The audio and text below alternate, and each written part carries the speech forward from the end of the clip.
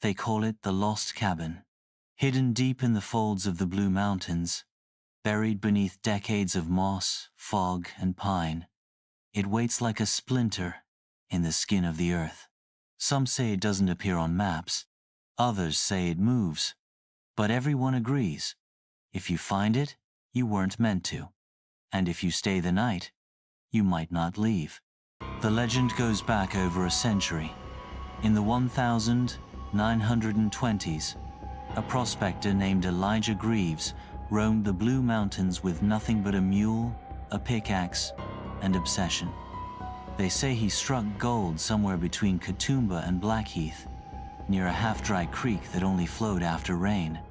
He built a small cabin to stake his claim. But when he returned to town with a pouch of gold nuggets the size of bullets, he refused to say where he'd found them. Greedy eyes watched him. Men followed him into the bush. None of them returned, and neither did Elijah. Weeks later, his mule limped back into town, covered in blood. No sign of Elijah. No map.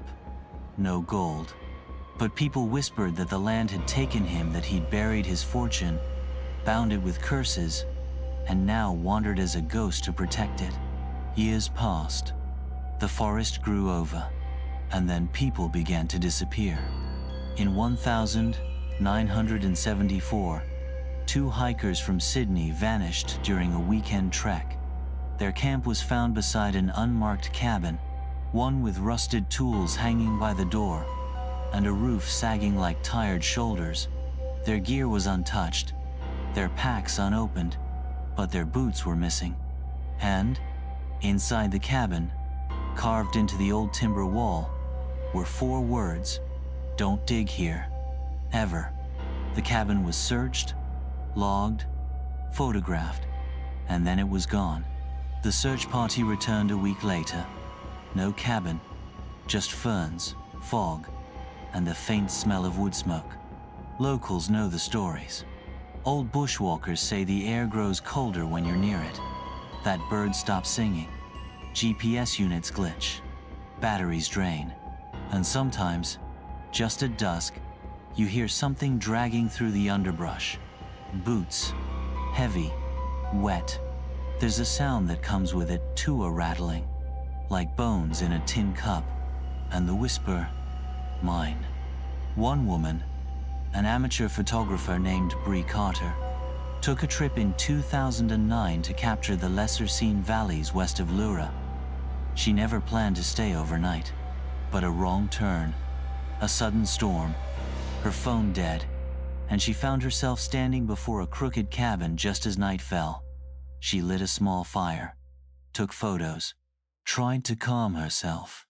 In the photos recovered later, the cabin seems empty, until one frame, a shadow in the window, tall, thin, wearing a wide-brimmed miner's hat, not standing, floating.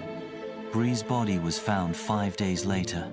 No wounds, no trauma, just a look of terror frozen on her face, and gold dust beneath her fingernails. Some say Elijah was never a man to begin with, that he'd made a deal, traded his soul for gold, and the cabin is his purgatory, his trap. Anyone who stays there becomes part of it, tied to it. In 2015, a group of 4 university students went ghost hunting in the Blue Mountains. They were filming a documentary, night vision, EMF detectors, the whole kit. One of them a skeptic named Leah mocked, "The legend. If this old prospector ghost wants to stop me from getting rich," he laughed, "he's welcome to try." They found a shovel by the door. They dug, and the dirt bled. Dark, thick sludge like oil seeped from the ground. Their lights died.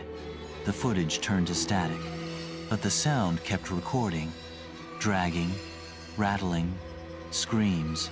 When police found the cabin weeks later, it was burned to the ground, except the shovel, standing upright, still clean. An old Aboriginal tale predates Elijah's story. The Gundungura people speak of a guardian spirit Bile Bile who sleeps in the mountain's belly. It punishes those who disturb what should be left buried. The elders say the gold is not a blessing, it's bait, and the cabin is the hook. In 2022, 2 trail runners stumbled onto the cabin while training. They didn't believe the stories, took selfies, drank from their bottles. Then one of them, Darren, entered to look around. He screamed, not in pain, in awe. He said the walls were covered in gold veins, that the floor glowed, that he heard whispers offering him more. When he came out, his eyes were wrong, too wide, too bright. He shoved his friend, hard, tried to drag him back inside. "He wants you too," he shouted. The friend escaped. Darren was never seen again. Only the camera remained.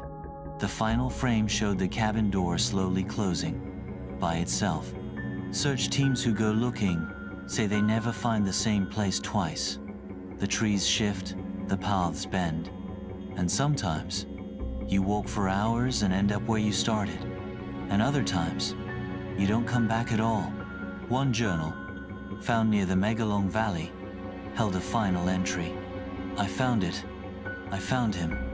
I think he wants me to stay."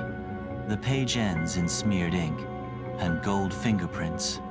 Campers hear him sometimes, boots pacing outside their tents, a match striking in the distance, the creak of a rocking chair where no cabin stands, and once, a voice, raspy, old, from just behind the trees.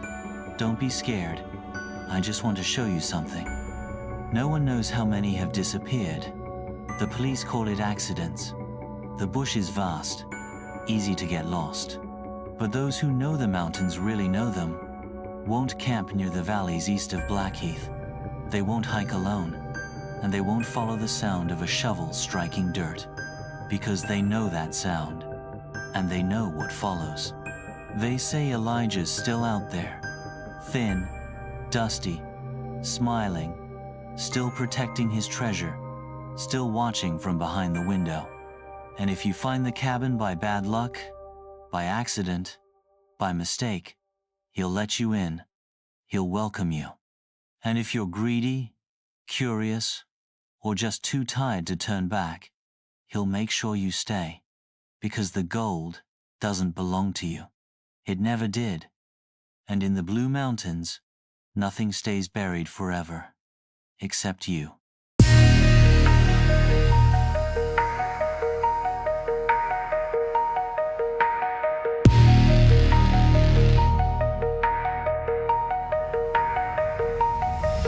There's a shadow in the hallway and a voice beneath the floor. I lock the doors, I hold my breath, but it's closer than before. A cold wind in the mirror, footsteps on the stairs. I feel it watching silently, but nothing's ever there. Past her whispers in the dark, calling out my name. Something in the silence wants to play a game. Close your eyes too long, you'll never be the same. Whispers in the dark, whispers in the dark.